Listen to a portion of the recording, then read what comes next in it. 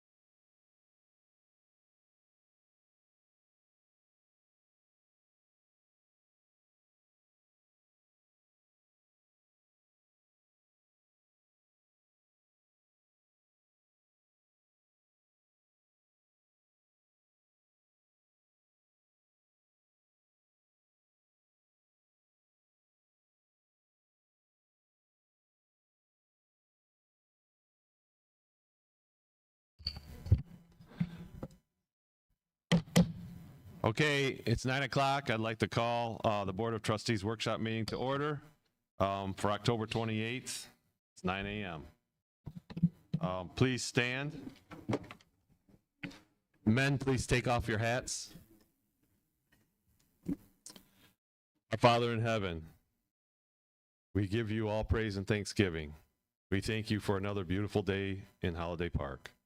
We come together today in the hope of the betterment of our park community. We ask for your blessings on all of our residents and those visiting the park. We thank you for all those present at our meeting and for all those who are streaming. We thank you for our trustees, our district manager, and all the park staff, and we ask you to bless them for the work that they do here in the park. We ask that the Holy Spirit guide our discussions and interactions this day as we all try to do what is best for our residents. We ask for your help and guidance so that all present are patient, understanding, and respectful to one another as we remember that we are a community of neighbors and friends. We thank you for bringing us back our friends who were away this summer and continue to pray for those who will be traveling back to us over these next few weeks and months. And we also offer a special prayer, Lord, for the people in Jamaica and for all those in the path of Hurricane Melissa, that you protect them, especially those who are most vulnerable. We ask all this in the name of your beloved Son, Jesus, our Lord and Savior. Amen. I pledge allegiance to the flag of the United States of America and to the republic for which it stands, one nation, under God, indivisible, with liberty and justice for all. 18 innings last night. Oh, I didn't even.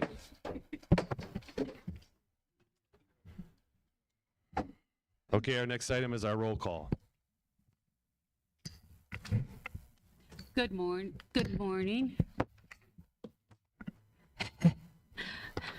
Chairperson Sean Slattery. Present. First Vice Chair Bob Bachman. Present. Second Vice Chair Rick Haggard. Present. Treasurer Don Lemaster. Present. Secretary Deb Burns, here. Assistant Secretary Jackie Mitchell. Here. Trustee Tim Celo. Here. Trustee Joni Anderson, excused. Excused, yep. Trustee George Clinch. Present. District Manager Vicki Lawrence. Present. Sergeant at Arms Rick Weber. Thank you. Okay, our report from our district manager. Good morning, Holiday Park residents and trustees. I hope everyone is doing well this morning. A few updates on things that are happening in the park. City of Northport is cleaning out and inspecting the sewer drains in Phase 2 for the next several weeks. You've probably seen them around. During this process, pressure in the lines could cause the water in your toilet to splash up. So please keep your toilet lids closed unless you want to get wet. The shuffleboard courts resurfacing continues and working towards completion this week. So we'll see where that goes. We're just in a little bit of delay with the tennis courts this week. Would like to thank John Grimes, Ralph LaRose, and Tim Celo for their valuable input to ensure that this project is completed to satisfaction. The tall palm tree trimming in the park common areas are almost completed. They just have a few more, I believe, in the Phase 1 area that they're working to complete this week. I would also like to give a few shout outs to residents making a difference with beautification in the park. Thank you to Mark and Sharon Raguth for painting the dolphins at the Tuscola fountains, and they're also painting the tables and benches at the pond. Heidi Brady is at it again using her artistic skills. She painted the Holiday Park logo on the district manager golf cart. Love it. It's great. She also completed the 55-plus deed-restricted community lettering on the front entrance signs. So if you haven't noticed, take notice when you come through the front entrance next time. They really look great.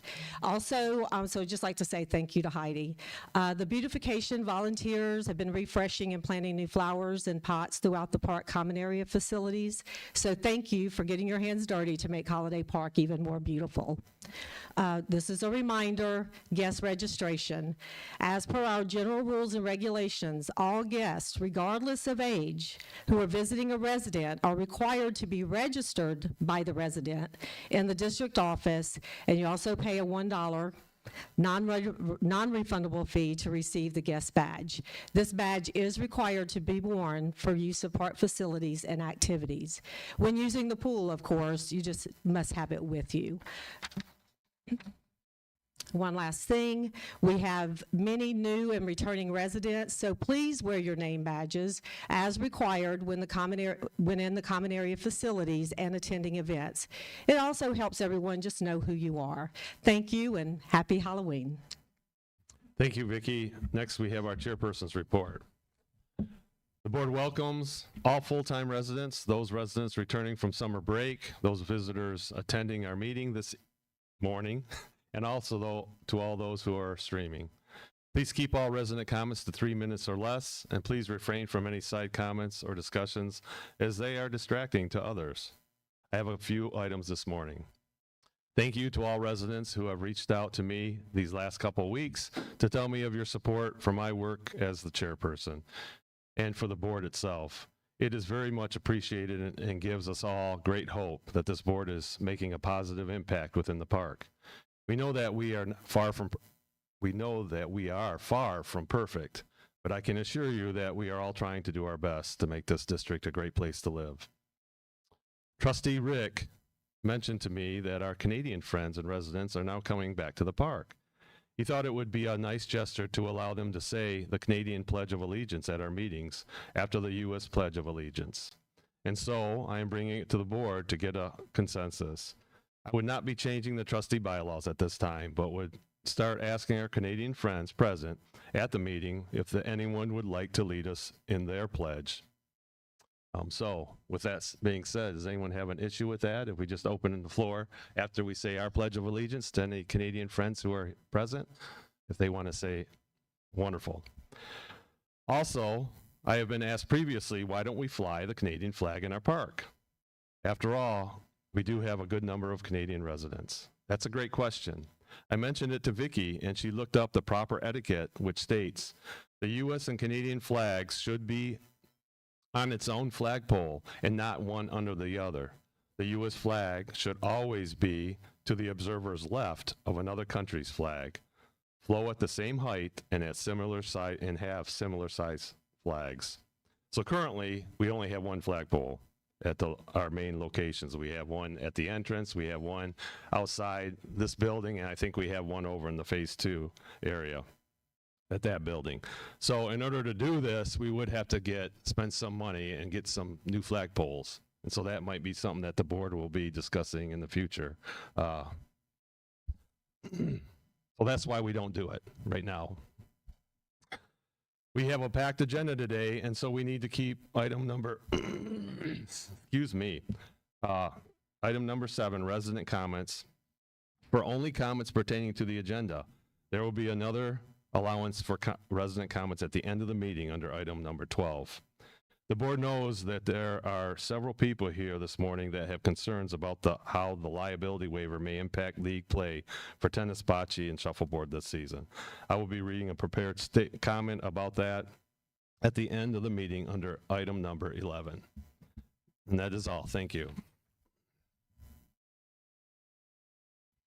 Next item is our trustee reports.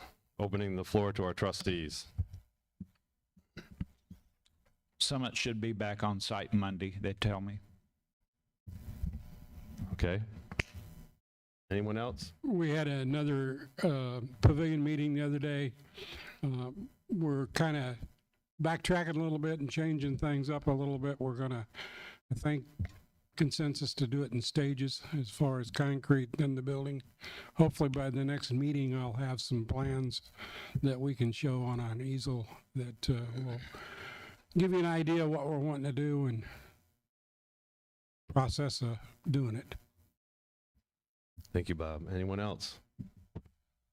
Being nothing else, we'll move on to our resident comments. Again, please, comments on the workshop items, agenda items only at this time.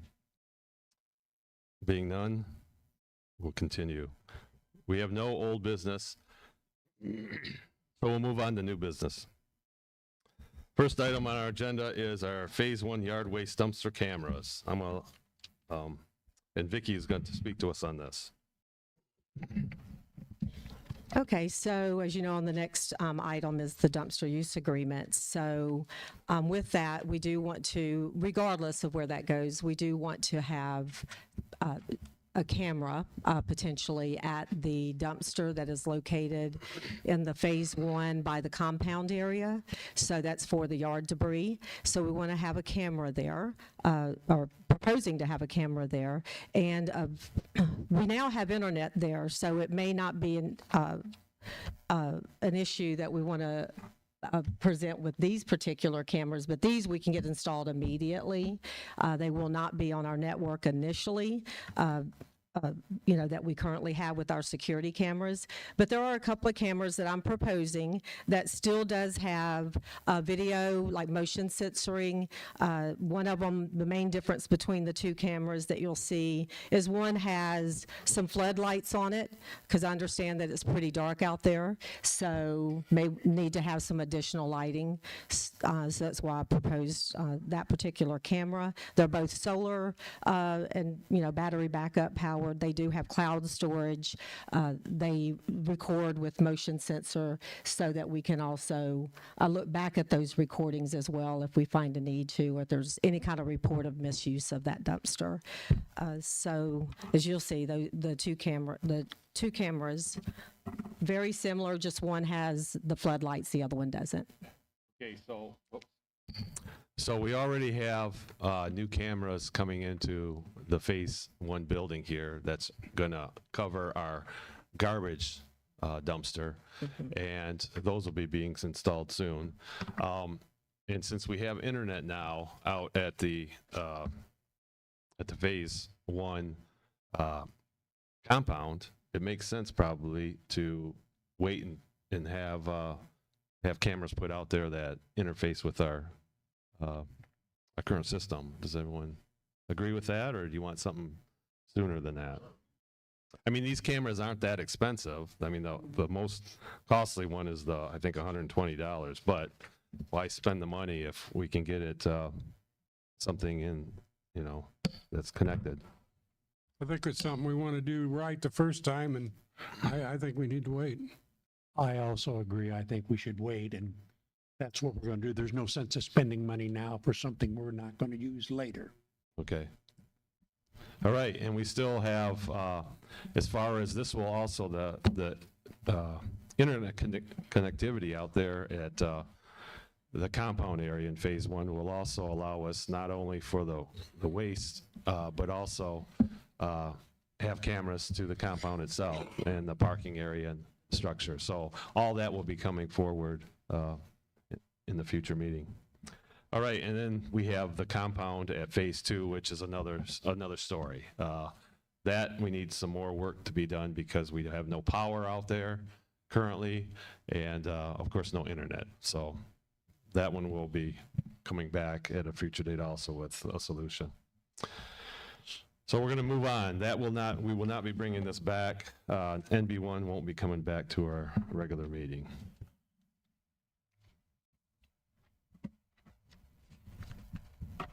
All right, the next item is NB2 and dumpster use agreement. Vicki will talk to this also, but you'll notice right away that it has been changed, so it's not specific to a caretaker or any caretakers within our park. It's opened up now to any resident who may want to use it. Okay, go ahead. So like Sean said, the dumpster agreement has now been titled as a yard debris dumpster use agreement, and the pricing structure is quarterly, $150 quarterly, $50 monthly, $35 one-time fee, and then Holiday Park will pay whatever that balance due is when the bill is received and these payments have been applied. So basically, this yard debris dumpster, the agreement is that this is for yard debris only, leaves, branches, grass, plants. No yard waste bags are to be put into the dumpster. meaning that you empty the contents of the yard waste bags into the dumpster, then take your yard waste bags back with you. And there's rules about, yard waste only, do not overfill the dumpster, exceed the weight limit. Please clean up after yourselves if you leave any debris outside the dumpster. And remember that if you put other items in the dumpster, in that yard debris dumpster that doesn't belong there, then our staff is having to pick that up, right? The Holiday Park staff is, going out and trying to dig out the things that do not belong in the yard debris dumpster. So please be mindful of that. And also, if we have someone that violates that, which the cameras will help also, if we see anybody that violates that, they will have to pay that, one-time use fee as well for using it. So proposing that we put this dumpster use agreement in for the trustees to consider. Anyone have any comments on this? This is something we're going to bring back to our next meeting? Yes. Okay. The one thing I will say is that the one-time fee, I mean, if you have just a couple bags, obviously you're going to put them out at the end of your driveway like you do now. This is for somebody that's going to have 6 or more probably bags that they don't want to put out at the end of the driveway, and they want to get rid of them quickly. All right, thank you. The next item we have is the general rules and regulations, and I'll walk us through that in a moment here.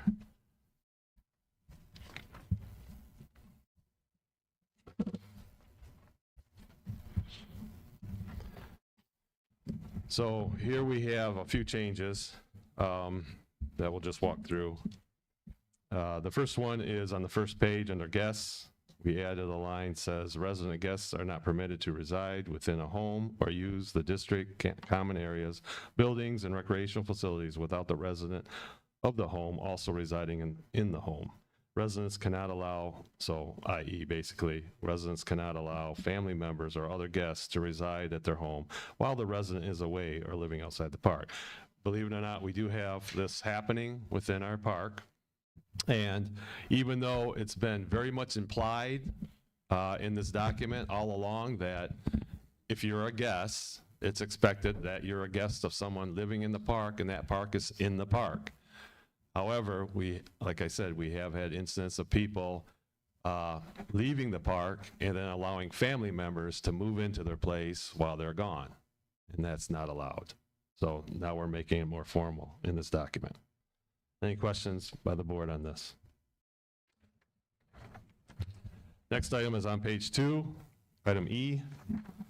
Each property owner must comply with all district rules and regulations implemented and approved by the Board of Trustees. It is the responsibility of the property owner to ensure that all their guests, property renters, and renters' guests are made aware of and follow Holiday Park Park and Recreation District House Bill 1855, deed restrictions, general rules and regulations, and all other rules set forth by the district, such as pool, gym, and all other activities.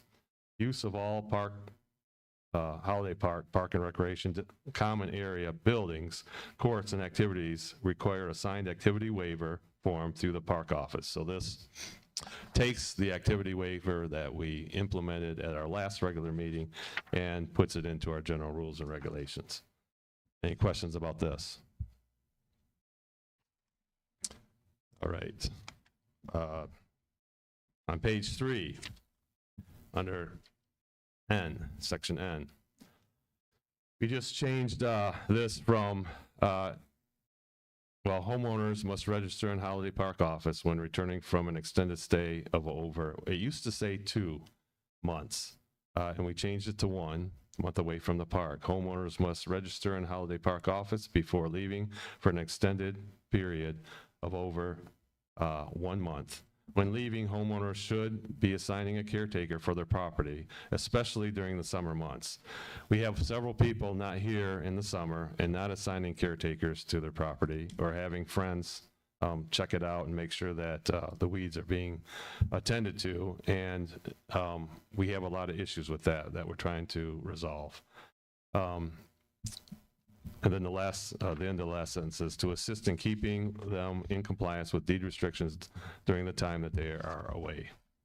Any questions about that? Any issues with us changing it to 1 month? Yeah, Sean, it says should be assigning a caretaker. We've always been under the implied that we have to have a caretaker. Do we not want to change that language to that we have to have it? Is that the consensus here? I didn't want to sound, I mean, that's fine. We can do that. I mean, that is true. So we'll change that. So when we bring this back, it will say must. Okay.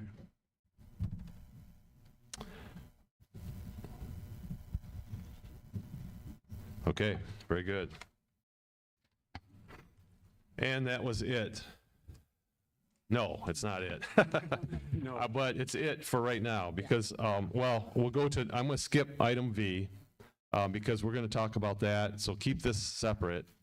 When we get to talking about our changes and our proposed resolutions about fines, we're going to bring this back and discuss it at that time. So item V, we're going to hold off on for a moment because it makes more sense to discuss it as a package deal. Item number 11, though, we'll go over right now. 11, it was added. Use of the district garbage dumpster in Phase 1 is strictly prohibited without the prior approval from the district manager. Use of the district yard waste dumpster in Phase 1 compound is strictly prohibited without prior approval from the district manager or a signed yard debris dumpster use agreement form. Unauthorized use of the dumpsters is a district violation and may result in a fine fee as defined by resolution 2025-4, item 14. So we've added a new fine and fee for that violation, which we'll go over. Any questions about that? That's separate. And there's nothing on page 5. So if there's no other discussion points at this time, we'll move forward. Anything? All right. The next item is our gate project plan. You were given a lot of information about this, and Vicky's going to walk us through this. Okay, the main information that I'm going to cover today is the overview of the gate project plan vendor estimates and the gate project plan itself, which you should see on the screen. In addition to that are the details of the vendor estimates and some of their information they provided on the products that they are proposing on. We're going to take just a step back for a moment because there's a lot of new people here. We got people coming into the park. We've been talking about this for the last couple meetings now, that we were going to bring something. Well, we've been talking about our gate system and the fact that it hasn't been working great for a couple years now. And finally, we have money in our projects to bring this forward and get something done to get our gate system upgraded to the 21st century and to make it more usable for all of us and to make it more safe for our park or protect our park better through the gate system. All right. Thank you, Sean. And I think some of the residents know some of the pain of getting in and out of the gates when they won't open or their codes aren't working. And we have been having some issues with our software system that communicates between the gate and the office as well for a number of months, if not closer to a year at least. So the vendor estimates that we received are from 3 local gate companies: Archer Gates, Action Security, and D&D Garage Doors and Gates. And who I found to be the most consistent and that's been the most responsive, has been on site, has seen the workings of our system, our gates, as well as how we run our software. So has been Archer Gates, and they happen to be the lower cost vendor, but they have proven themselves to be, a very valuable resource for us as a gate vendor. So what we're proposing, or what's being proposed, is, not to get into all the details of the estimate, is that we would have at the front gate, there are 2 Viking, these are our gate operators that we currently have that operate the swing gates. So there are 2 of those gate operators that are having some trouble. The gates are staying stuck open. We're constantly having to reset them, whether that, that's on a weekend or after hours. The maintenance staff are having to come back on site to be able to do that. It also opens our, community up for safety, security concerns when anybody can come in through the park. So in order, at this point, with the age of and the issues that we're having with those gate operators, it is better to replace them at this point. They're, 14 years old, 11 years old. So that is, you'll see that on the estimate for the 2 Viking swing gate operators, as well as there's a recommendation that has been made because of concerns of gates either being hit by vehicles, or we have cars that will come in back through, behind someone and be able to get into the park, whether they belong here or not, registered or not. So the lift master, there would be 3 of them, 1 for each gate. That is the barrier gate operators in the arms, so that would be the lift arms. Going up and down, they would be LED lit. They would be also approximately about 5 feet from the swing gates, okay? So we would have 3 at the front entrance area. And also with that, they will be replacing all of the loop detectors. This is what's buried. These are kind of your wires, if you will, that is buried under the concrete. If you look at our front entrance specifically, you can see the wires coming up through the pavement. So they are causing a lot of issues, and definitely need to be replaced. And of course, concrete pads that would be replaced upon doing that. At the rear gate, before I get into the MyQ, but at the rear gate is also on the exit rear gate, the swing gate operator that's back there. I don't know if you remember a time, it hasn't happened in maybe a week or so, but where the gate would stay open constantly and having to go and get it closed. That is because of that swing gate operator, which is in the 11 to 14 years of age. So it's, better at this time to replace it. And then we're looking at proposing gate operators and arms for the rear gates as well.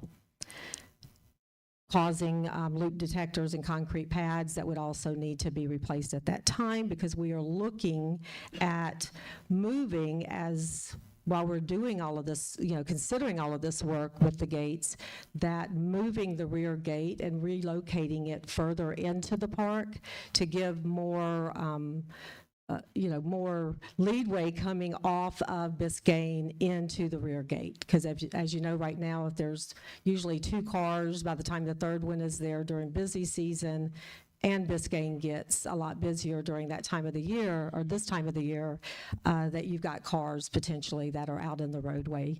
So this is an opportunity to at least look at that, of relocating that gate. And and with that, of course, would come that you would move the existing gates, the readers and the controllers, those would all have to be moved inward. We're looking at 75 feet. That's not, there's open to discussion of that, of course. And so all of that would be moved in approximately 75 feet. And then also we would take the existing posts that are at the gates right now and use those to feed from the rest of the fencing that would match what we currently have. But we would move those posts. All that would be moved out out in, however you want to look at it, but into the property about 12 feet. It would leave a little bit more area that if there needed to be a turnaround, if somebody got stuck, they weren't supposed to be there, or for would hope their codes are working.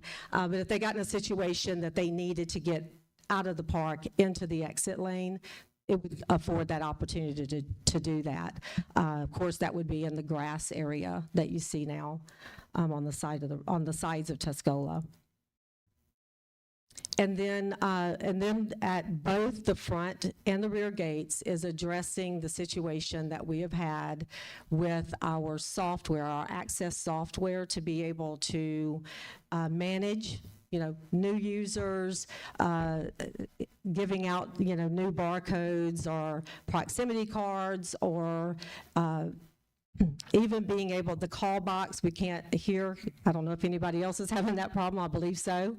You can't really hear when they do call to find out who it is on the other end, at the gate. So we have been researching and looking for the suggestions from the gate vendors.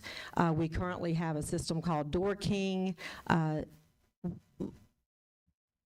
which just hasn't been keeping up with the technology that is afforded in today's environment. And MyQ is it's a video call box. So what you'll see at the front entrance is a video screen about that big, and so everything will look more like a computer, if you will. But it'll be a simple, you hit your call to your resident, you still press 9. The resident is not going to feel anything any different on their end when it comes to their guest. It'll be a different phone number. That'll be about the most you'll see as far as guests are concerned. It also affords us the opportunity to be able to grow with that system. So if we wanted to put in other access points throughout the community at doors, whether that's a gym, the front doors, and that could all be managed through that application. So you wouldn't have to have keys for everything, someone physically locking the doors. And that's something that will give us an opportunity to grow towards as and you can scale it up as much as you want in phases. With the MyQ entry software system, excuse me, a lot of talking. I just wanted to give, with the MyQ, because it is an application and it is a cloud-based software application for a user, because you can have it on your phone depending on the subscription that we are looking at, you could have it on your phone and everything can operate from your phone. You don't have to. So there are a couple of different subscriptions that we can look at. Currently, we are paying for 2 phone lines, just physical phone lines, which are some of the problems that we're having, that we pay $238 a month for 2 phone lines, one at the front gate, one at the rear gate. Is our current cost. The cost of the MyQ app, which at the minimum, we would have to have the basic subscription, which is $155 a month. That will give us our admin access of what we need to do in the office for setting up new users or making any changes. It also gives a basic app for all the residents. They would be able to do like a remote gate open. So if they have a resident, they would also get the phone call from the resident and press 9 from there. If we look at the advanced subscription, this also gives the same features, but it also gives the residents an opportunity to give guest passes. That's its main feature. So what that would mean if a guest is coming, whether they're coming here planned or they find themselves at the gate and trying to reach you, you could send them a guest pass and it would open up the gate for them. And then that guest pass goes away after whatever the time period that they're going to be here visiting. So it gives a little bit more control of who is coming in and how they're coming in and out. And that would be $400 a month. If we chose that one, it would be a $161 difference that we would be paying for the advanced version. So it's one to grow into, but we definitely have to start at the basic subscription. And then there's some feature pages feature page that you'll see on the screen that shows the LiftMaster MyQ software. Okay, questions from the trustees? Are we going to have the lift gates at the exits too? That is correct. Okay. And the $155 a month, is that for both gates or just one? That is everything included. Thank you. Which one of the two, the 155 or the 400, are you recommending at this time from an office perspective?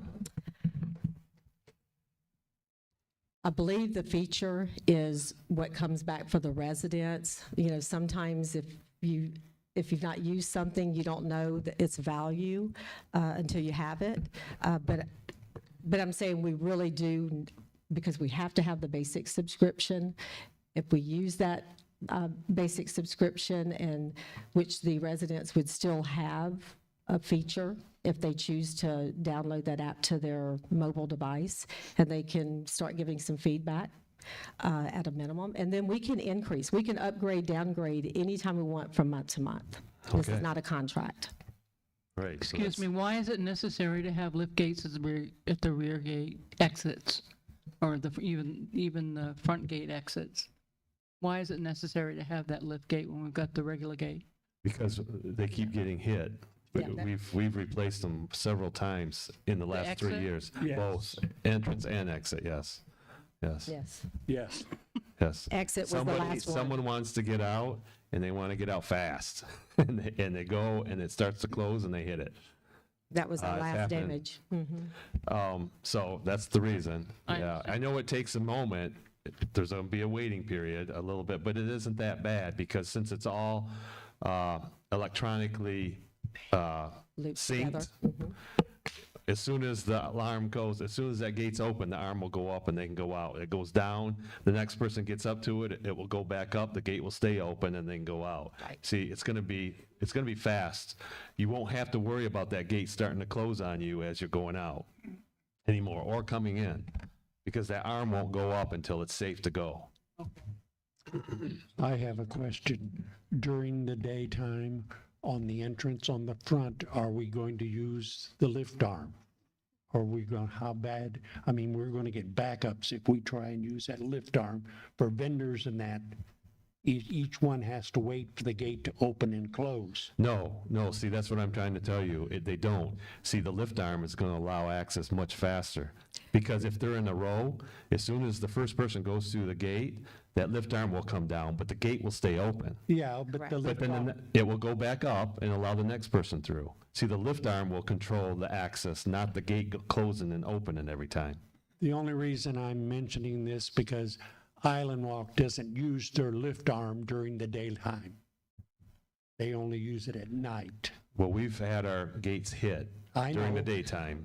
So, Well, yeah, I mean, but I'm just saying I don't know if they have as expensive gates as we have, maybe, I don't know, but because of the expense of our gates at 14 grand a pop, yeah, you know, all right.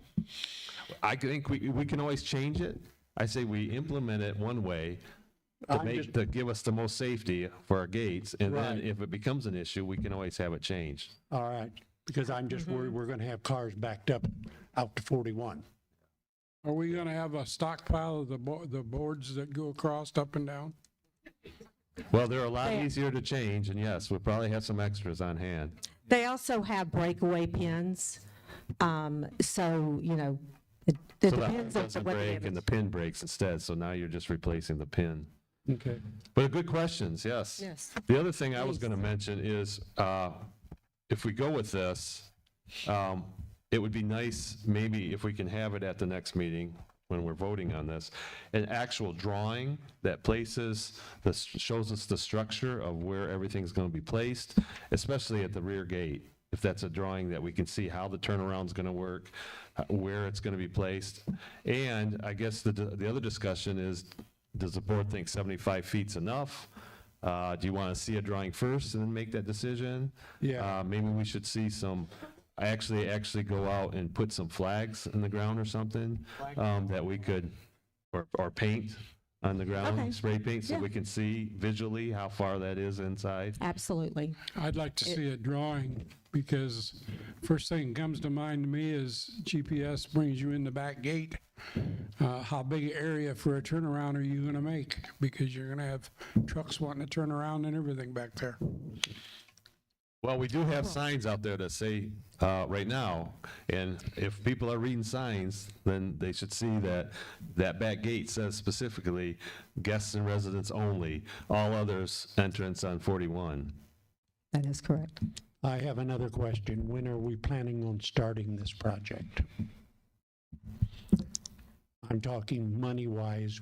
We would not have the money until the end of December, first part of January, to allow for us to fund the project account. Okay, so what we're saying is, I thought our project fund account was, oh, you're saying the new money has to Yeah. come in from Right, taxes? see, we don't start getting new money in until the end of November.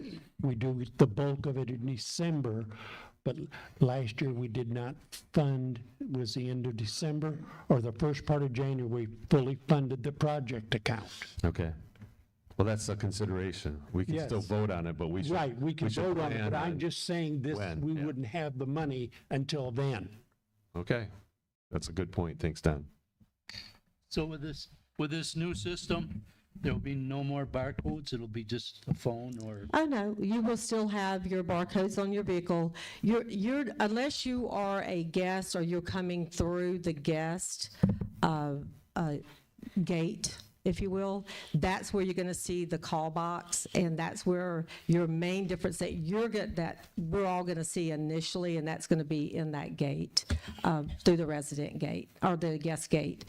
Everything else, you're still going to use your barcodes. We're going to be, if we proceed, all the data that we have currently in our, in our current software will get cleaned up, and we'll move over and import over into the new system. So you're not having to change codes. You're still going to use your barcodes. The readers, the pedestrian gate will still have, have the proximity card that that you may already be using. So you're not going to see, it's just going to be an increase in the level of continuity that we're getting from, not from the software, but also in the way that our gates are functioning with the new operators that we'll have in place. And then, the lift arm gates, hopefully, minimizing damage that we've seen happen over the past, years. So, good question, though. I think in the past year or two, every time I've seen the gate damaged, these arms or a brick wall wouldn't have changed anything. But it looks like, maybe more visibility, it'll help. We can only hope. Yep. Yeah. Okay, so what I'm hearing is we'll bring this back at our next meeting, specific to Archer Gates. Did anyone have questions about either of the other two at this time? Okay, so we'll bring it specific to Archer Gates. I would like to say one more thing, is that I actually, I have seen the MyQ and the way that this looks visually, and seen it in operation after it looked like this was, a consensus with the gate vendors. I did go and looked at one local here. You're welcome. It's at Harbor Isles. They have more recently put in the MyQ system. They have the lift arms. They have the resident entrance as well as the guest entrance, just like we do. They have the rear entrance, like we do. So I wanted to see it in operation, see what that looked like, what the experience would be for the office as well as for our residents and guests. I spoke with the office staff and the manager there to get their feedback, not only for this particular vendor of Archer Gates, but also just what their experience is and what their feedback was. And, they had positive feedback. And then I went to a couple of other communities that have had a relatively, where they've actually expanded the app out to the full featured app. And they've been getting really good feedback in how it works. So even if we start at that basic level on the app, and grow into it. It seems to be, from everything I'm receiving from other communities, to be a very good way to go. Thank you. Okay, so we'll bring that back. We should probably also have at that time when we discuss it, the other items that were mentioned. One is, help me remember because different people said, but one would be a layout of showing everything, how it's going to work or where all the equipment's going to be placed, as well as the gate, the fencing for the back, the rear gate. What else did I meant? Someone else mentioned something else. They wanted to see something. Was that it? Or was Size of the turnaround. Yeah, the size of the turnaround. Whether or not 75 feet is going to be enough. We'll go out there and mark it today, so you can start looking. Okay. All right, very good. Thank you, everyone. Next item is the ACC rules and regs change. Let me get to that.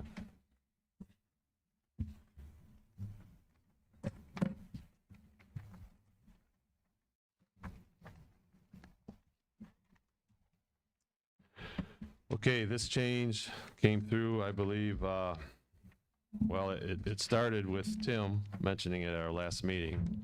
And then he took that and with him working with Vicky, came up with, on page 3, the changes under number 13. So Tim or Vicky, would you like to go through that and just read it? I'll read it. I'll read it and then we'll both talk. Okay, starting with 13. No manufactured home may be placed upon any lot unless there is also affixed thereto a carport, a minimum of 16 feet in length by 11 feet wide to the clear. No coach or structure may be placed or erected on any lot closer than 6 feet from the property line on the sides, 10 feet from the property line at the rear, and 10 feet from the property line abutting the road. All measurements shall be from the base of the unit. We also removed item B, or paragraph B, and then replaced it with front setback due to the new Unified Land Development Code, ULDC, from the City of Northport, adopted on August the 6th, 2024, effective October the 28th, 2024. The new requirement is 20 feet from the property line on the front. The city realizes that not all lots can accommodate a 20-foot front setback. The front setback will be determined by the City of Northport for Holiday Park properties. They will determine this on a case-by-case basis. These lots that are large enough will be required to meet the 20-foot front setback. Lots that cannot meet the 20-foot front setback will revert to the front setback established in 1971 of, you guessed it, we haven't been able to confirm the number of feet that it was in 1971. We were told it was 10, but we're trying to confirm that with actual paperwork. Well, we put in a public records request as we were guided by the permitting department with City of Northport, and upon that public records request, they said, we do not look up information in public records request, we need a document name. Nobody can tell us what that document name is. So here we are. Yeah. So still working on it though, still working on that. Yeah, so questions. For the residents that don't know how this came to be, there was a new home project that was approved by our committee. I'm listening to you. Back on August 15th, and it got rejected by the city. We approved it at the 15 foot. and they required the 20. So that's what got the ball rolling. And like Vicki said, they want us to find the document number for them so they can go dig it out. We're not going to do their homework for us. We haven't yet requested a meeting with the supervisor that we've been dealing with. But this is the best that we could come up with, and the city actually is going to run this for us now on our front setbacks. So there you go. Tim, we were verbally told it was 10 feet though, weren't we? For that. It's another one of those implied things. I say we, Vicki and her group in the office cannot find anything in the hard files what 1971 setbacks were. So we have to rely on the city for their documents, and they won't give it to us without the docket number. And I have located 1971 documents that I could find in our files, and I haven't been able to, as I look through that, anything that defines setbacks. Even when I have found some drawings of lots and things like that, it's so tiny, there's no way, even magnifying glass, that you can even see what those numbers are. But it's not, haven't been able to find any defining information about setbacks in the documents I've been able to Is find. there anything, I hate to say this, but is there anything in our off-site location possibly? There could be. I mean, So we can maybe go look. It's that's worth one an thing effort at is this point. Look in there. Field just trip. To cover that, to see if you can find anything. But if we cannot find anything, I would suggest that when we bring this back next month, or next regular meeting, that we put 10 feet in there, where the question marks are at this point, and then we'll change it again in the future if we find the documentation that suggests that.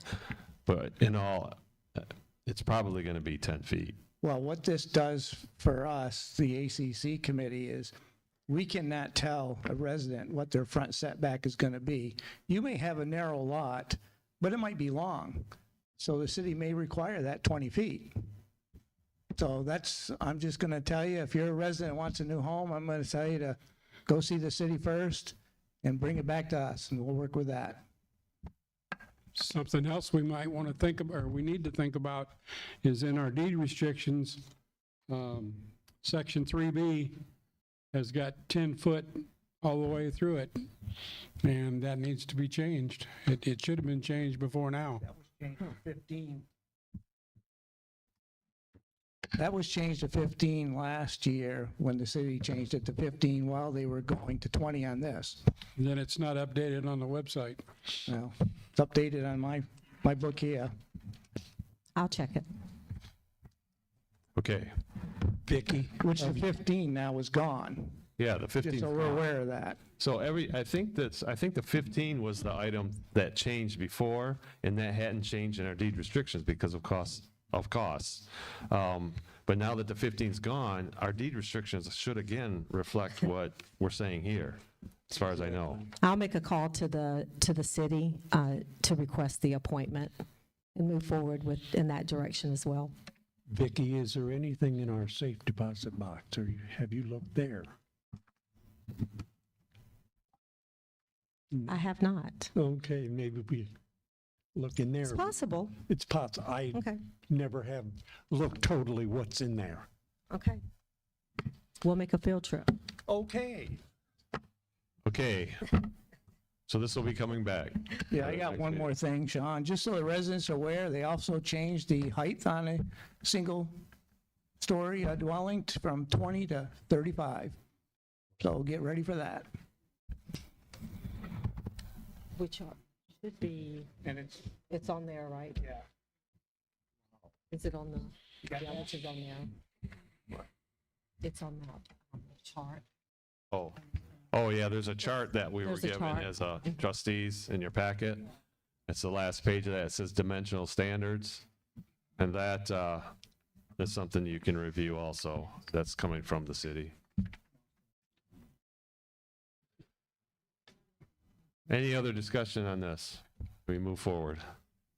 Okay, the next item we have is our board resolutions that we're proposing to change our fines structure, the fining process itself.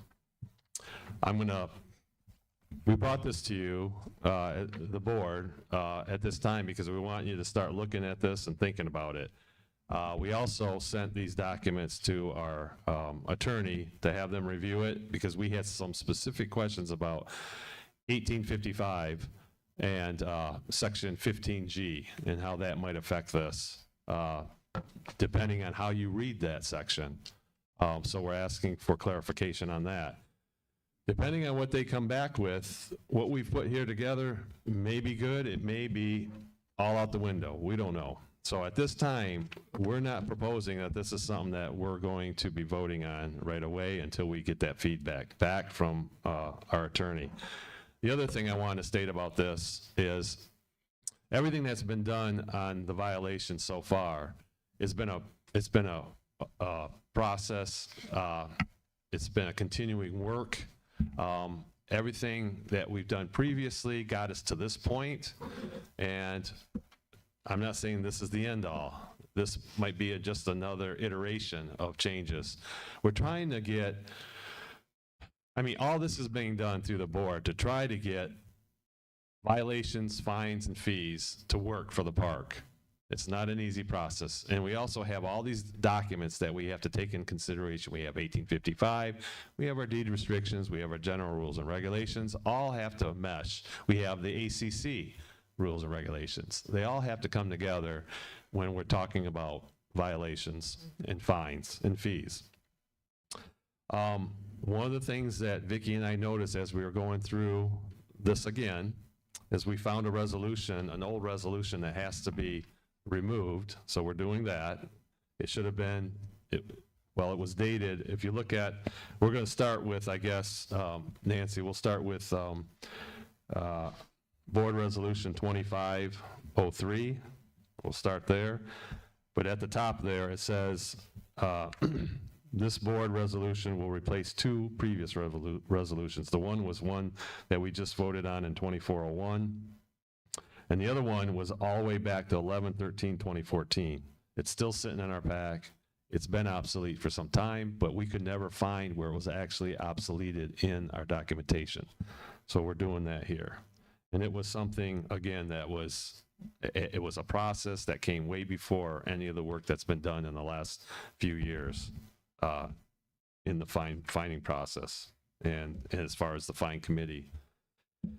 So we'll start here, and again, this is for your consideration now. It's not meaning that this is the way it's going to be, but this is sort of to get everyone thinking about how we might do this in the future. Okay, and I will put one caveat out there, which I mentioned before, and that is we're trying to make the process easier, okay, for our park. We're trying to make it so that most of the work can be done through the office, and less of it has to go through a rigorous, formal process called the fining committee, okay? That's on top. That's the thinking about why this is the way we're doing it. So bear with us as we go through this and move back and forth between some documents, okay? All right, number one, it says upon receipt of a resident corrective action form.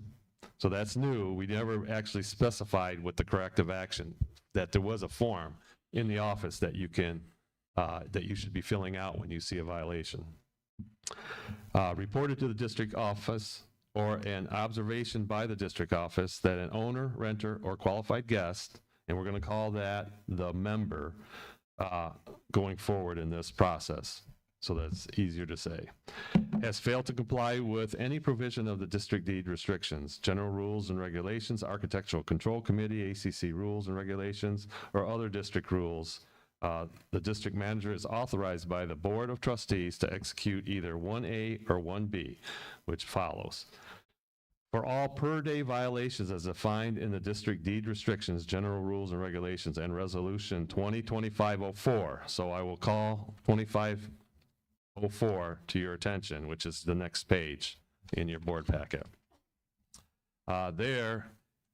We have taken the previous resolution that looked like this and modified it a little bit. First, we added a line item at the top that says providing district office enforcement authorization.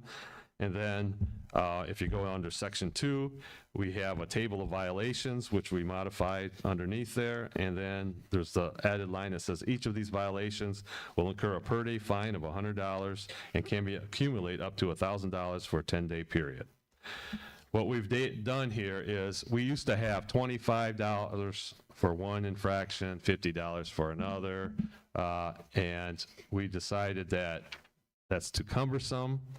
So we said, and I've heard this from others mentioning this in the past also, why don't we just make it the same for everything? So that's what we did. So what we did was we have a table of violations that has all the violations that you had. We have some word changes here and there, like on number 4, the actual, our actual general rule and regulation says 15 to drive a golf cart. That's the law here in Florida instead of 14. And I think, Sean, I think we need to clarify that better. According to the Florida law, because we've been putting it in the newsletter and people aren't picking up on it. The law states cart drivers under the age of 18 must be at least 18 or 15 with a learner's permit or 16 with a driver's license. Anyone who is 18 or older needs a valid government-issued ID. This is changed. This law is changed and due to number of children injured in driving golf carts. okay, so what would you like to stay here? Put the whole thing in here? I think we ought to put at least the first paragraph of it, yes. Okay. Right?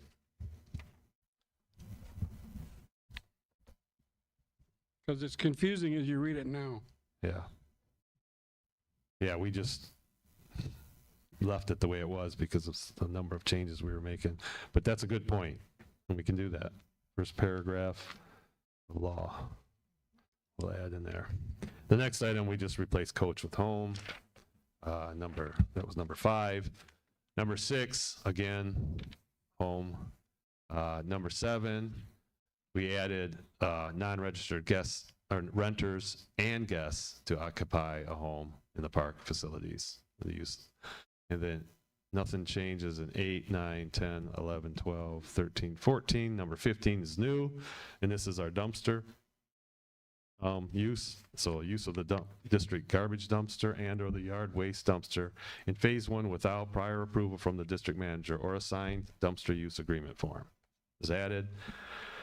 We took out the last 2 items there and moved them, basically. The one is the landscaping rules is above. We're basically talking about that, and we've got that covered in violation of any of the deed restrictions, I think, and then violation of architectural control committee rules, that's moved to the next resolution, which we'll be talking about in a moment. And then it says this resolution shall become effective upon its adoption and replaces and supersedes resolution 2023-04, dated July 27, 2023. Okay, so that is taking care of A, okay? So what we're saying is all that stuff that we used to have to go through and all this, if you look at the way this was our fine process before, everything, every fine, every violation had to go to our fine committee. That's the way it was defined. And if you look at many of these fine violations, they would never ever get assessed because the way the rule was, they had to have so many days in order to have a plan in to change it or to, and so if your child is running around, or if we have guests in here and their children are running around in our facilities, okay, there's never going to be a fine for that because you're going to tell the parents it's going to be reported, and by the time it's reported, they're gone, or it's reported and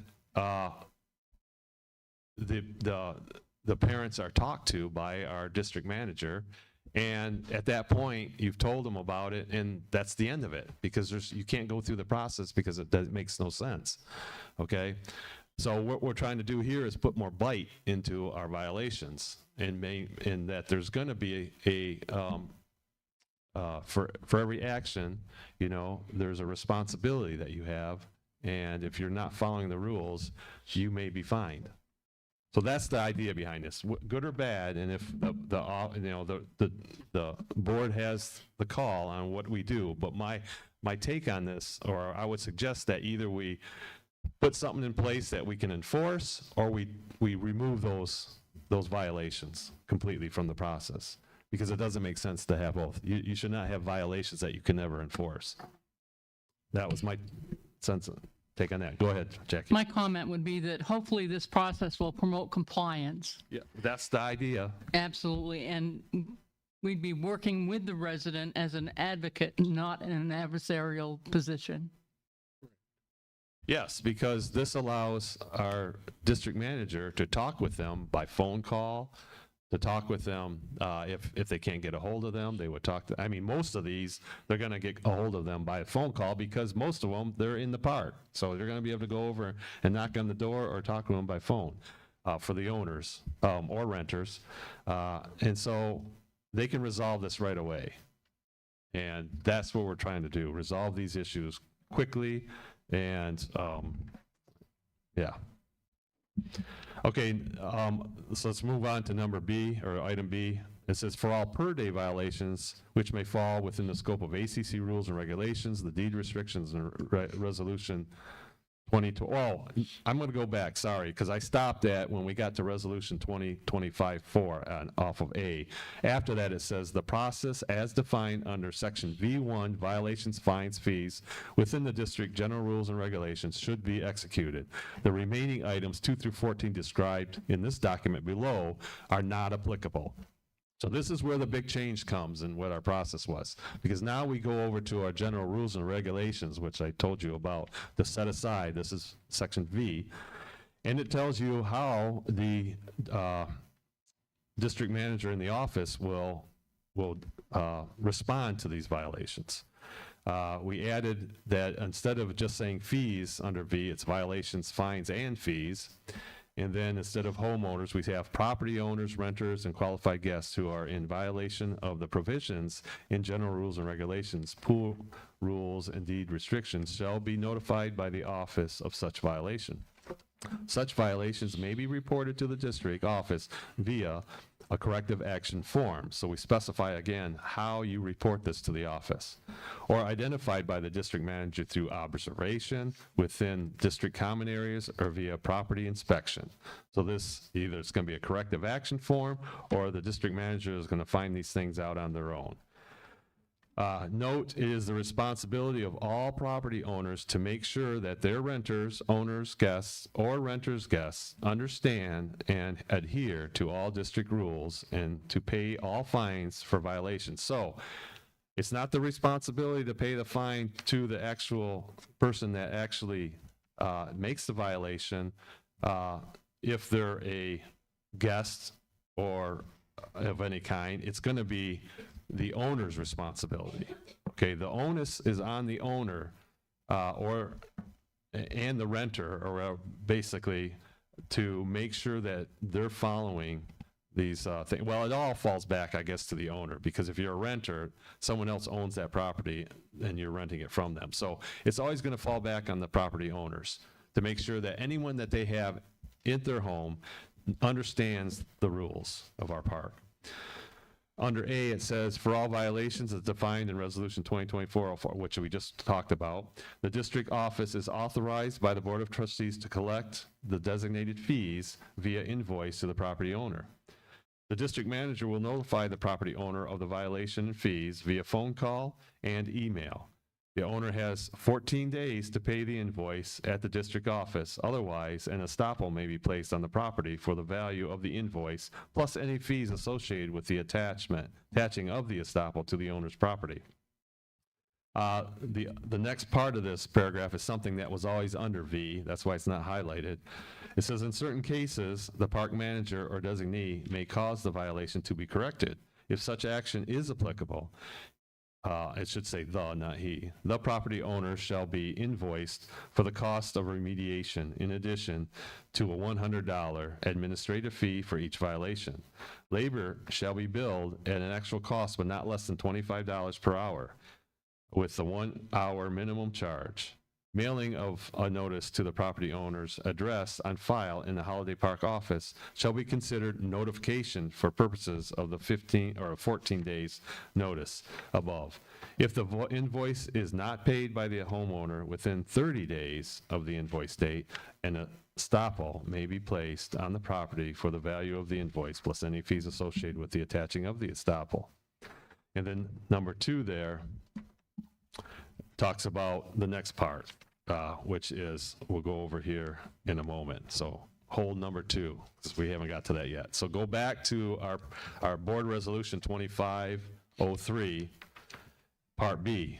It says, for all per-day violations which may fall within the scope of ACC rules and regulations, the deed restrictions and resolution 2025 05 violations, which are usually home construction or modification violations. The process as defined under section V2 violation fines and fees with the district general rules and regulations should be executed. In this case, the remaining items 2 through 14 described below are applicable and must be followed. So first we'll talk about 2505, which is on your 3rd page here. 2505. Basically, this says the same as what we had before, but we have the violation, the fine, the violation of Architectural Control Committee rules, and it's $100 per day. And that's pretty much the change. So we just separated that from our previous resolution and made it itself so that it's, you can go right to that for this type of issue under B.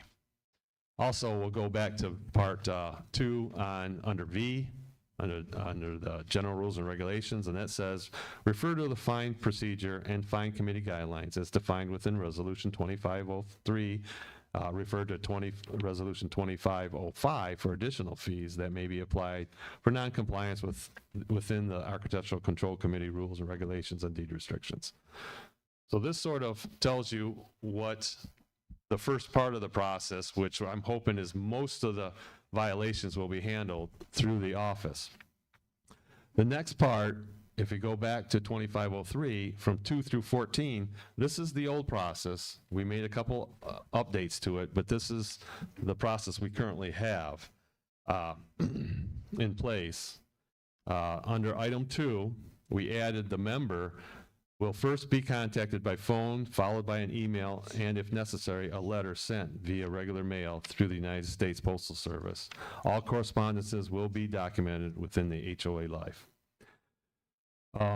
Section 3, item 3, I should say, we changed from 90 days to 60 days because it didn't have to be 90 days. And if you're giving them 30 days to provide an action plan, another 30 days on top of that, if they have some reasoning, is plenty. We don't need to give them 3 months for an action plan. And you might want to change that more as a board. Under A hasn't changed. Item 4, we added as per 2 above. So we put in 2 above, we put that highlighted line, and we're going to refer to that now going forward, because for most of these correspondences, it's always going to be phone call, email, and if necessary, then we'll go through sending a letter. Whereas it used to be for all of these changes, from 4 down, it was always certified mail, regular and certified mail, which costs the park like $20 or more every time we send a certified mail. So we added that. I added regular board meeting just to make it more clear. Instead of offense, we said violation. And then we added this correspondence will be documented, which is HOA Life. Now, HOA Life, as everyone knows now, hopefully, that is our application that we run that in the office that documents everything that has to do with any property within our park. So everything that has to do with a property should be in there. Number 5 talks about, it points us to resolution 2505 when we're talking about those type of offenses, which is basically what we are talking about here. On 6, again, we have 6 is one where we kept certified mail, because this has to go back to our 1855. And when you're talking about somebody coming before the fine committee, they have to have 14 days notice, and they have to be notified by certified mail. That. Number 7, I just added in the board liaison because that's something that we have added this past year for those fine committee meetings. 9, again, goes back to as per 2 above for communications. 10 is another place where we thought certified mail makes sense. If it gets to the point we're going to issue an estoppel, then they should be notified of that, the cost of it, and it should be certified mail so they know they've received it. Number 11 stays the same because 90 days is part of the House Bill 1855. And then 12, we just changed it, recurs. We just fixed the typo. And that is the process. So again, if you have concerns, and I open the floor up for any concerns, any changes that you would like to see in this, we have time. We're not going to vote on this tonight. We can't even vote on it until we get, like I said, response back from our attorney on whether we can even do this. I'm hoping we can. We put a lot of work into this. I hope we can move this forward, and I think it will help the park out a lot. So, questions, concerns? Okay. I have a question. Oh, go ahead. What do we have for our fine committee right now? We have a fine committee, yes. We had 2 people, we had a couple people resign from it, but we had 2 members that were longstanding on it. They're still on it, and we just, at our last meeting, okayed a 3rd person to be on it. So right now, we do have the three-person fine committee. But there was supposed to be a meeting, and it's up in the air still. We have to reschedule it. I think you know that someone broke their foot, and so we had to reschedule that meeting due to that. So I'll be in touch. And I'm understanding that someone else is ill now. I'm not sure. Okay. Oh, okay, I do, okay. Okay, so more to come on that. We're going to move on. We have no supplemental items that I'm aware of. We have trustee comments. I'm going to let our trustees comment first, and then I have a statement to read. Any comments from any trustees on anything? Yeah, tomorrow morning at 9 a.m. at the gazebo, if anybody can help with we're putting flags back out. So we'd appreciate any help we can get. Don't everybody jump at once. And I'd also like to thank Vicki for last week. We kind of had a situation with a resident, and it could have went the wrong way, but it ended up going the right way with handshakes with the resident, the contractor, and all was well. So thank you, Vicki. You're welcome, thank you. I must say that Nick was so excited about putting the flags up that he was ready to do it today. Oh, yeah. 24-hour early. I mean, that's dedication. All right. So the statement I have is concerning the liability waiver. And so I know that we have a lot of people here, well, a number of people, and I'm sure a lot of people streaming that want to know how this liability waiver is going to affect our league play within the park. With that being said, I'm going to read the statement here. It says, as your chairperson, I have prepared a statement to read concerning the liability waiver. I was going to just wing it, and then I remembered that I'm not so good at just winging it. So I'm sorry up front if it seems long-winded, because I can be that way sometimes. I want to remind everyone that the liability waiver form was already approved by the board at our last meeting, our regular meeting, and many of our residents have already signed it. Second, I want to remind you that the board cannot vote on any business at a board workshop meeting, and so the board cannot fully resolve this issue at this meeting, but must wait until the next regular meeting for further action. Please remember that the board voted to approve the liability waiver on the advice of our park lawyer and our insurance company. If you read the liability waiver, it just states that you acknowledge that the sports and other activities are play at your own risk. If you get hurt by your own negligence, then you release the park from liability.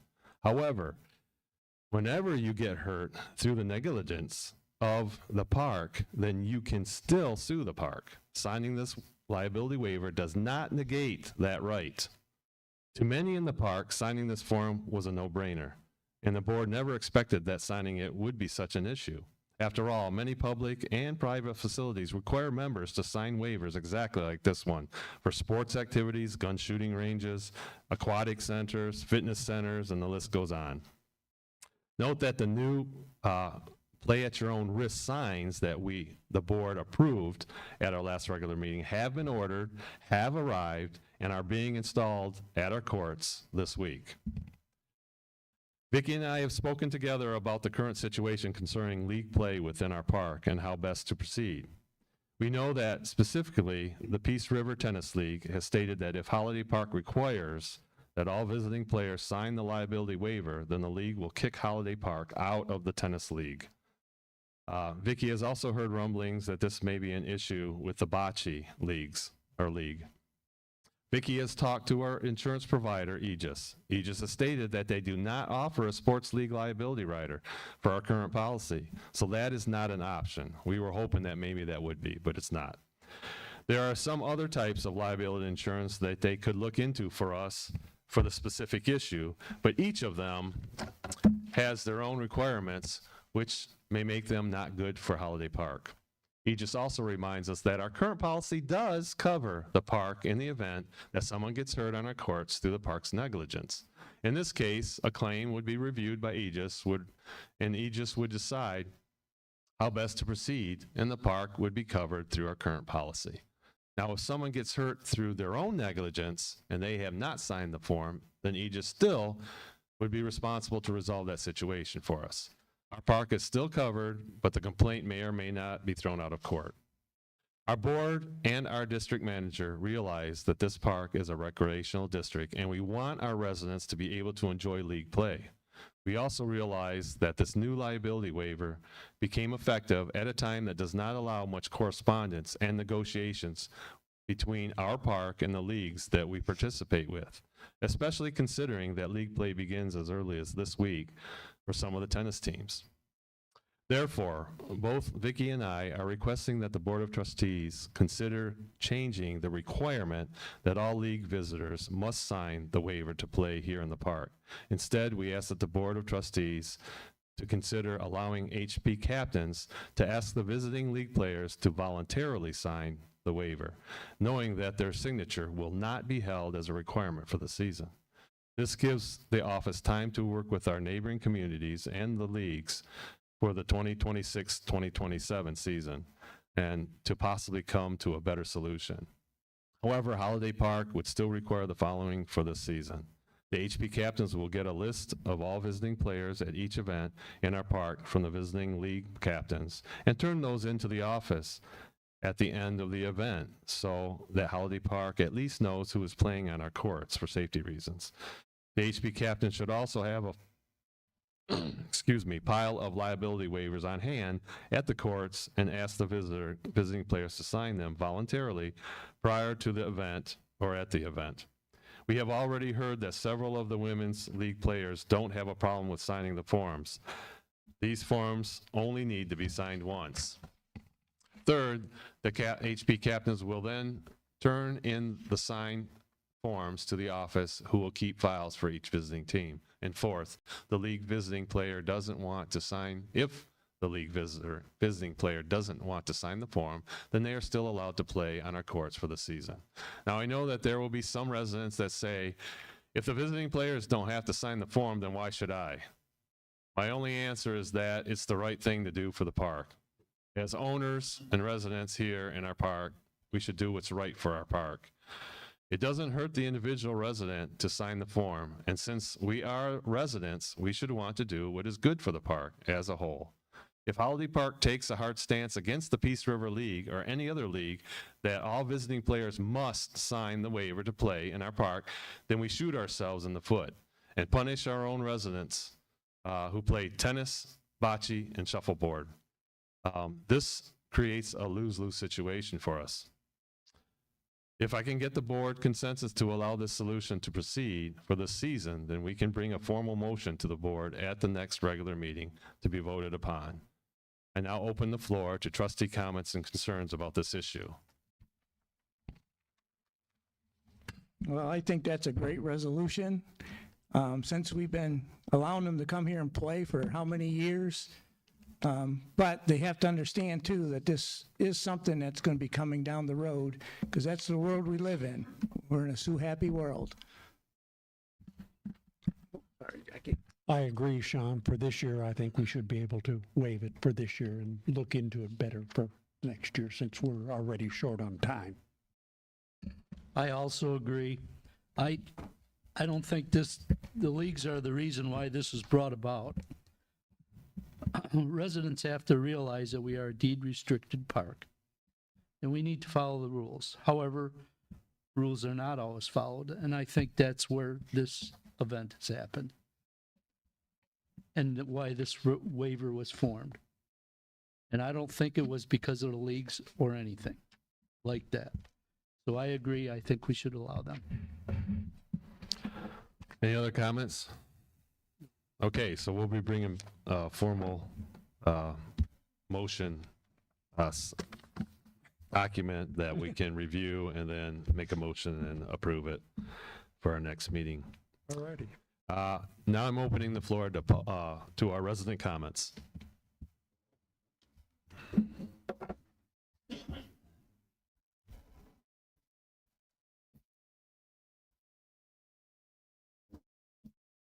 Run, Shirley. Run, Shirley, run.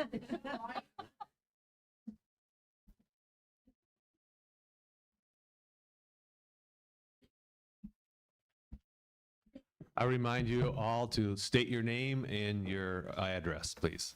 Shirley Haggard, 5652 Holiday Park Boulevard. On the gates, on the arms from Archer, it says included. I would like to know how much each arm will cost the park, because I guarantee you somebody's going to run into that arm. Oh, yeah. And if it can be repaired by our maintenance staff, as opposed to calling Archer or somebody in to fix that. That's not something I'm going to get right now.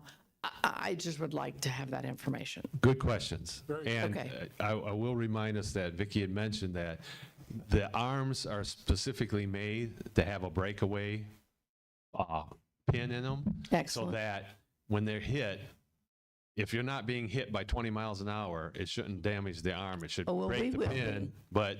But you're right. We should know the costs up front of replacing them and how we're going to replace them. Right, because it just said included. Yep. So I'm sure that is on the first go around. We're going to need our stockpile.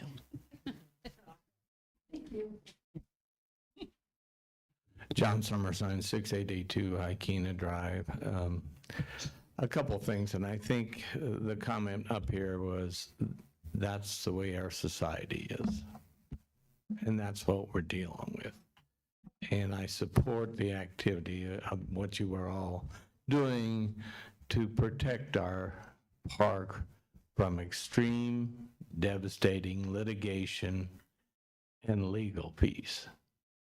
Because somebody doesn't realize something that happens, may not be at fault, but it could really cost our park just defending ourselves. So I appreciate what you're doing.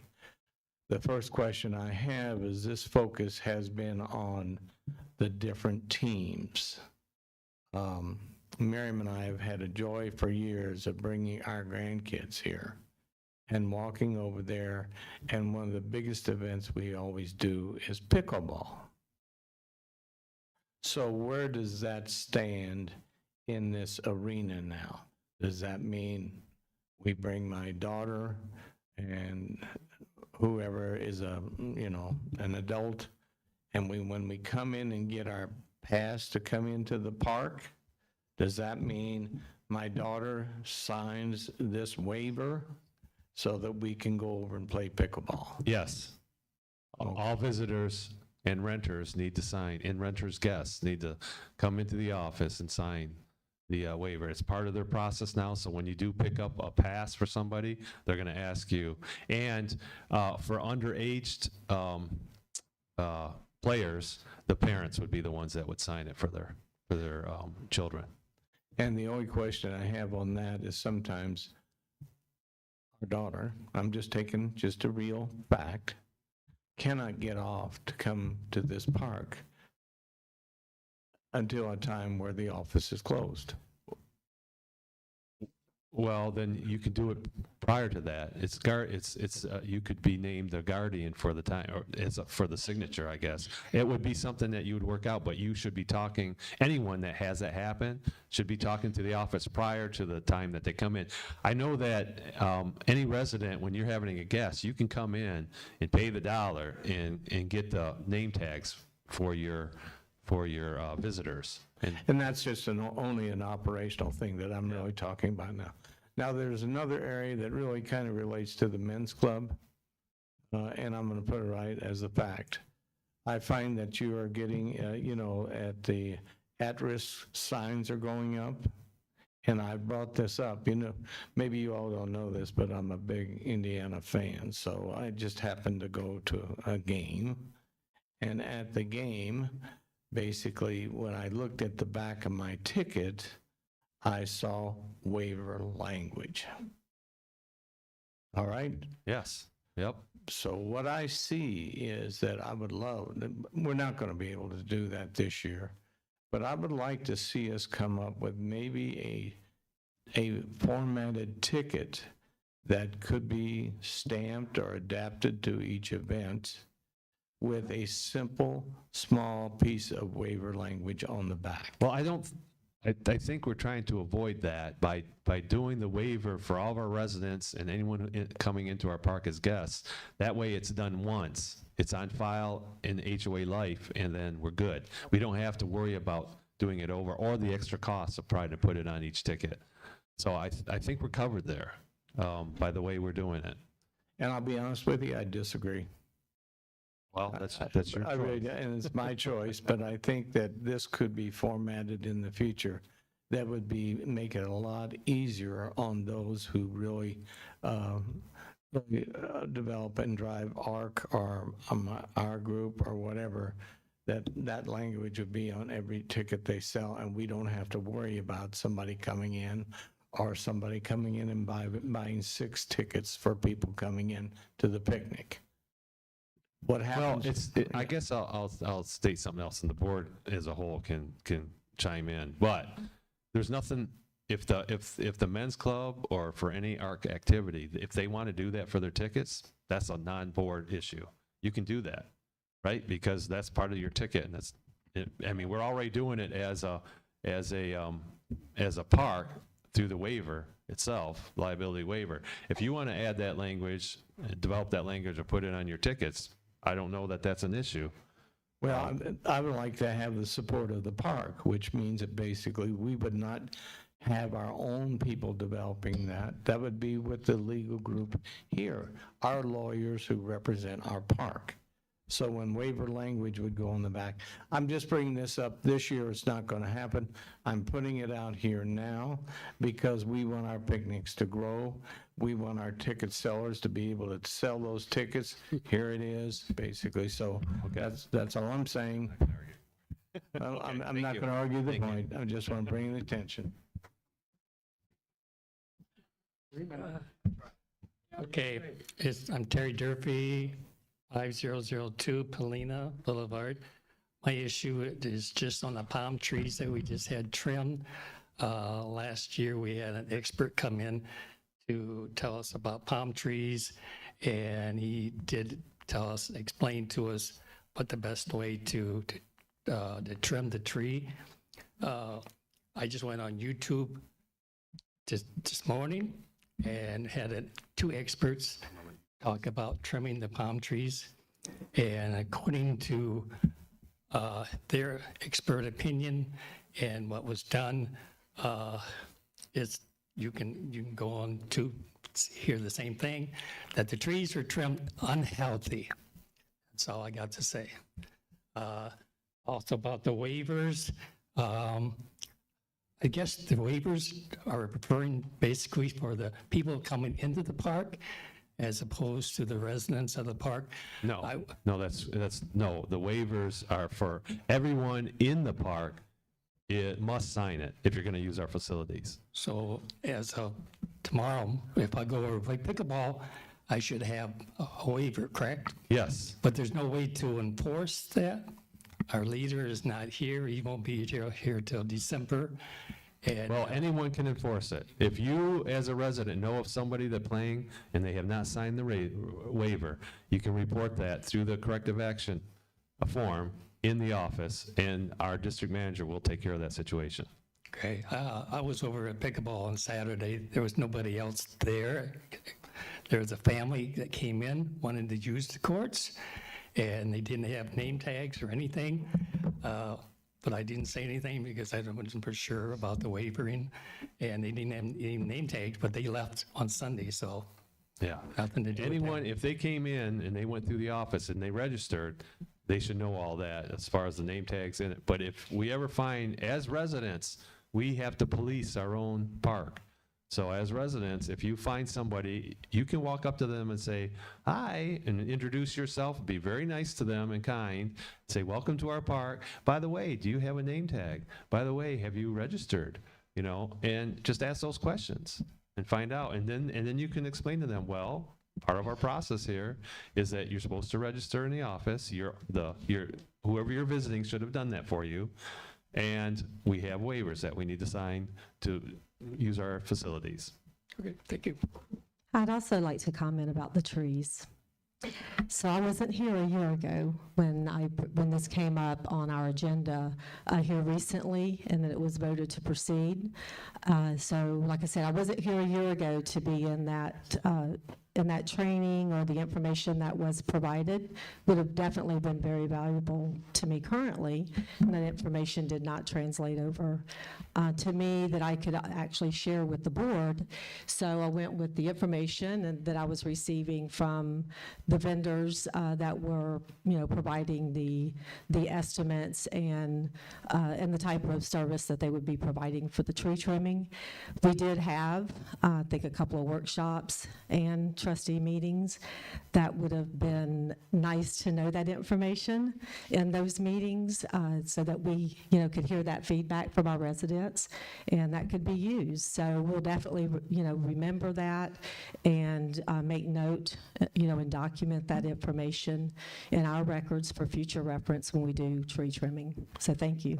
But also, I would like to state that you talked with the person the person that had the issue came to the office, and Vicki went right out and talked to our vendor that was doing the work, is still doing the work. And please explain what they said to you. They understand that is, our concern. As soon as I received the complaint, if you will, about the trees and how they were being trimmed. He is a tree trimming company. He doesn't do anything else but this. He is licensed in this field as well. He understands the concern. And many, if you're doing this every single trim and it's constantly done, it could certainly, affect the trees at some point in time. Our trees haven't been trimmed in, I think, a few years at least. Well, at least 3. At least 3. Before I came to them. Exactly. And also, and I'm not saying that, if it's wrong, it's wrong. If it's not the best for the trees, just because it's been done this way, doesn't make it right?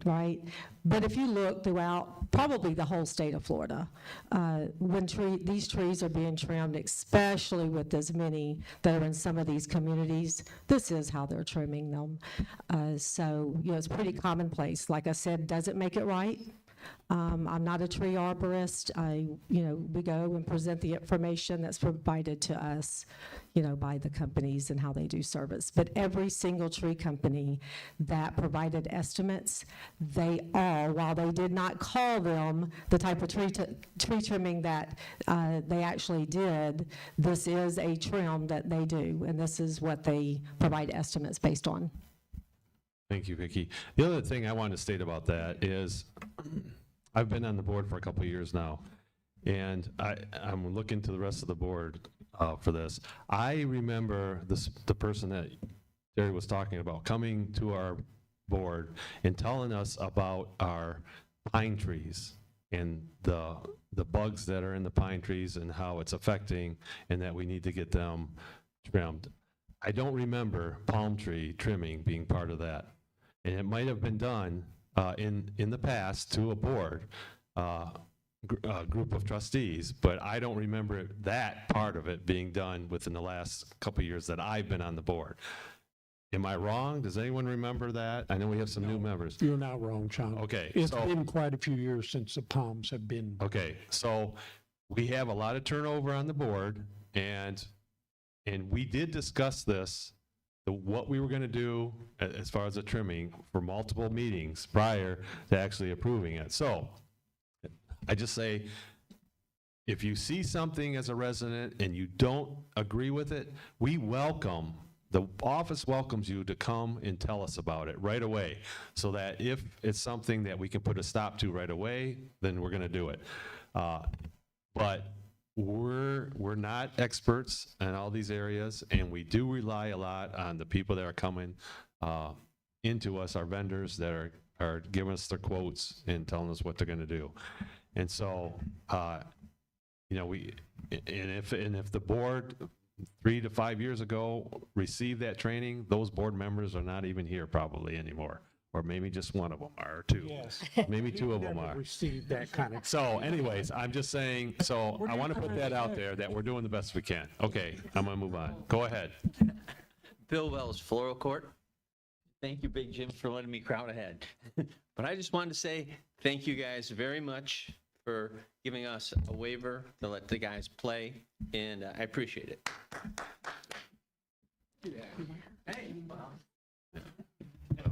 Jim Oliver, 6566 Greenview Court. I'm going to go a little bit different direction because it's that time of year, and I keep getting these pictures pop up in my phone of going back to Ian, because I took a lot of pictures then. I was involved in that very heavily. And at that time, I was in charge of architectural, and the board gave me emergency power they rescinded all the rules, ACC rules, as long as they pertain to hurricanes. Could go through me. All I had to do was say, yeah, go ahead, and I actually gave them the permit on site.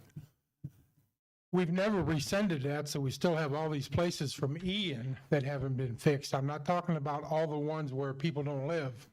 There's homes in here that people are living in that still aren't fixed. Then you go to Irene or whatever that one was, but Milton's the one that got me, took half my roof off last year.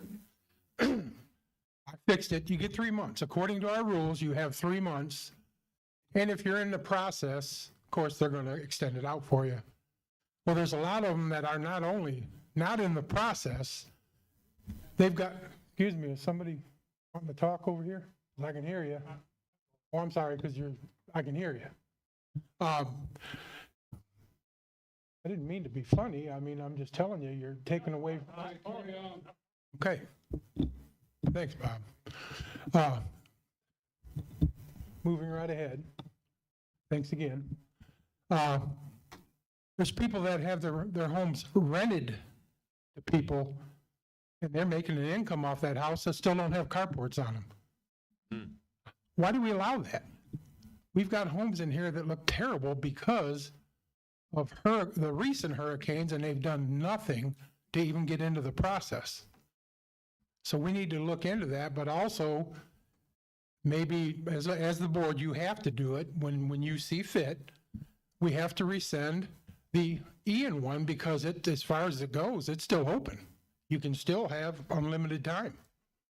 We gave them that. I wasn't aware of that. No, well, I was because Don, you remember. Yes, I remember, Jim, but I didn't know it went on forever. Okay, Right, so right. We never gave a stop date is what I mean. All righty. There was that time was very hectic for everybody. So I'm not doing it to be a mean person, and I'm doing it just we need to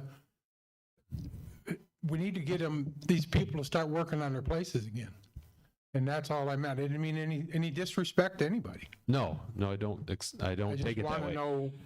I think you're correct. We'll make that change. I didn't know it was still effective. I thought it was a period of time that we had given them. I didn't know it was an open-ended. It was never officially rescinded, is what Okay, I'm saying. okay, we can do that. That's Ian, but the new ones, you had 3 months. Our rules state you have to start Yes. in 3 months and haven't done it. Yep. All right. Anyway, thank you. Also, I want to just state something that about what Jim is saying. When you, as a resident, see things like this going on, please come into the office and fill out that corrective action form so that the office has it in writing and they can follow up on it. Because a lot of times, people, a trustee member will be out and about, or a staff member will be out and about, or our district manager will be out.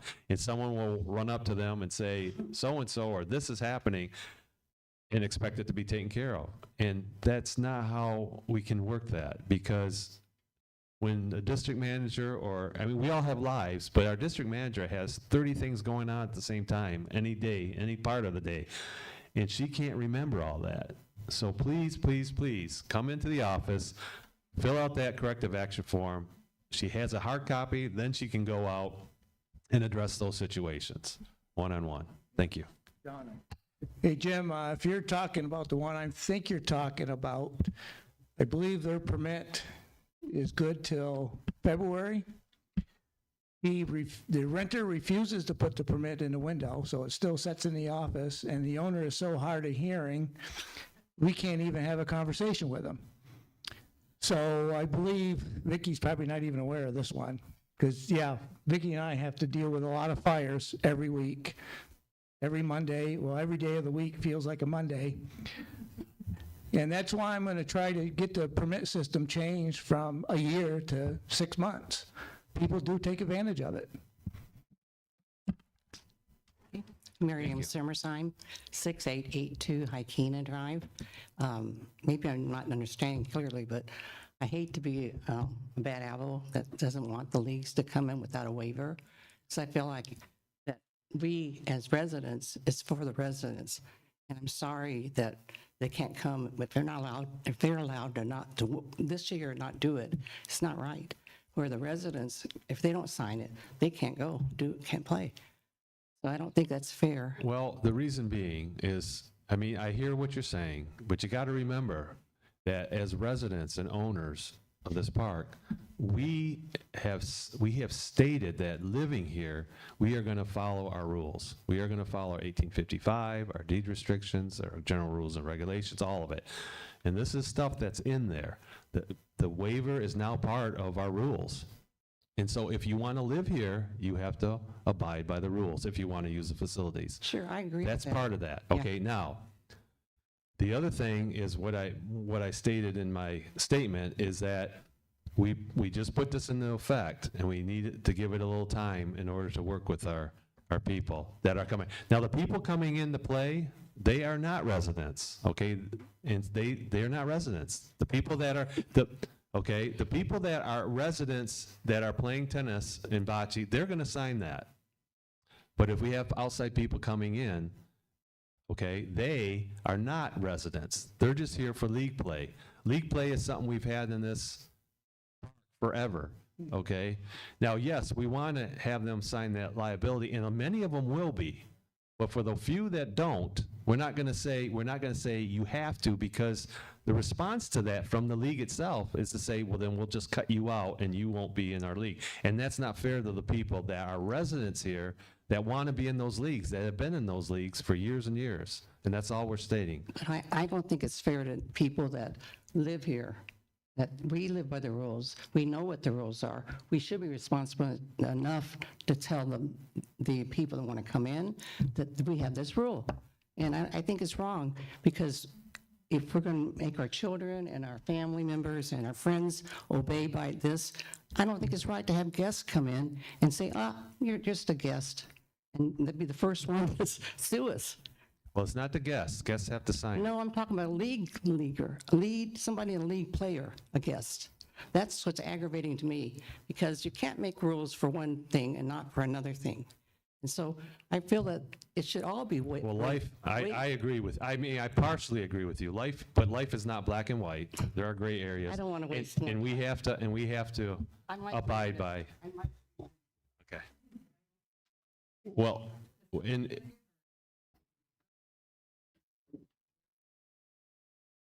we have liability coverage though, so we are gonna, I mean, I can't, it can't be perfect for everything at this time. I'm sorry. You had your 3 minutes. Yeah. Thank you. Okay, next. Yeah. Ann Schaffner, 6942 Ikena Drive. And as a tennis player, just want to thank the trustees for our new court resurfacing. It's beautiful and very much appreciated. Very much appreciated your approach to this waiver policy, especially the time frame being so close to the start of our season. So thank you again for seeing the big picture and what's involved in that.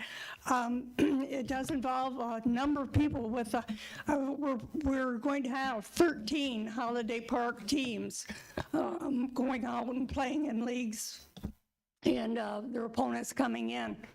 And I figure that's about 117 games with 6 players apiece. You know, you're looking at signatures for 702 people. So just to make it as least cumbersome as possible, whatever you can work out with our captains. But that's a big number you're going to be dealing with. So just wanted to bring that to your attention. And I'm sure it'll get worked out as you work to this out. Thank you. Thank you. Kevin Patrick, 5042 Polina. First of all, thank you, board, for changing the waiver for this year.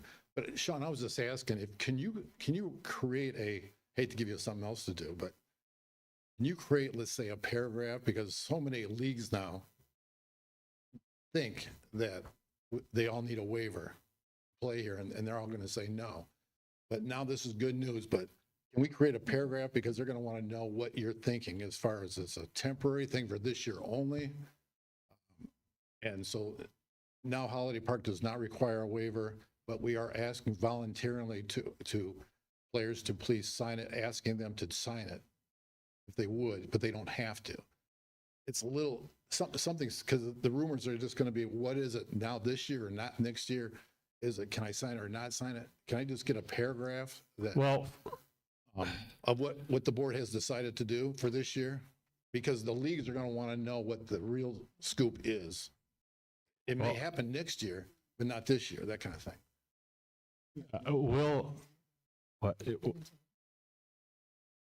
Not until next meeting for what? Say it. I believe we had said earlier when we were discussing this is that we would take this to the regular meeting and how we're going to progress with the liability waiver as it relates to the replay. Yeah, so we're going to create a motion to be carried forward at our next regular meeting, and that's what you can then share with people if you want. When's that meeting? Well, our next regular meeting is November 13th. November 13th. Well, there's. I mean, first of all, I hear what you're saying, sort of, but everything, as far as the league, we didn't contact any of the leagues, so everything that's been out there circulating is all from our own park members and rumors, creating the rumors and sending them out. They weren't rumors. They were rumors on what was what. I mean, I heard people say things like it's going to stop all interpark play, you know, and which I assume meant our own people, you know, couldn't play anymore, things like that. So I guess we can, why don't we wait and see what we're going to bring together for the board to vote on, and then that hopefully can be spread to, because I don't even know that right now, unless players, the teams come, or the captains come to our office and explain what leagues we're playing on and who those contacts are, and give us a list of that, we wouldn't even know who to share that with. So, I mean, if the tennis team wants to take that on and put together a list of all the teams, well, we're gonna expect that coming from the captains at least. But if you have league heads, you know, each of the presidents of the league, if we have a contact list for those, we can contact them and share our motion with them that we make at the next. And it's only gonna be for this year. Right. Because we're gonna continue to work with them and try to get this, because it is something that we need to resolve for our park, and it's not, we're not asking them that much. And really, from what we've heard so far, no one's been able to tell us why people won't sign it. We can't get a good answer. It's like, I don't want to sign it just because I don't want to sign it. Well, that's not a good answer, you know, but we're trying to do what's best for everyone right now. But we do need to resolve this in a better way going into next year. Well, I'm just wondering about the teams next week that are going to show up, and what are they going to do? I mean, we can ask them voluntarily to sign it, Yes, but if they don't, they can still play. yes. Okay. All I want is a little paragraph for that, but if you want. As a captain, or as the captains, We'll just tell them that? yeah, just say that. Okay. That's what we discussed tonight. Okay. You know? All right, my minutes are up. Can I just ask, do you know, Kevin, Yes. do you know why there's such a problem with not signing it? No, I don't. No, I don't. And it's, So well, no. some of the reasons is that we haven't done this for 50 years. Why do we have to sign it now? And the Right. women teams are more open to doing it, to sign it. I guess I'm I don't understand. lost someplace, or I'm missing something, why it's such a, Yeah, if they read Big it, problem. it doesn't make sense to me why it can't be signed. But just because we've never done, we know that the world is changing all the time. So to say we've never done that, so that doesn't work anymore. And we change stuff all the time. Again, I understand, Kevin. Thanks. But, okay, so you want a list of people to contact? Who am I going to have them contact? No, the office. So it should be turned into the office. They can get. Thanks. Hi, Ed Bolowick. I live on 6747 Lower Court. I'm not a lawyer. My guess is the reason people don't want to sign the waiver is there's no, in my mind, no clear definition between negligence and liability. Kind of my guess.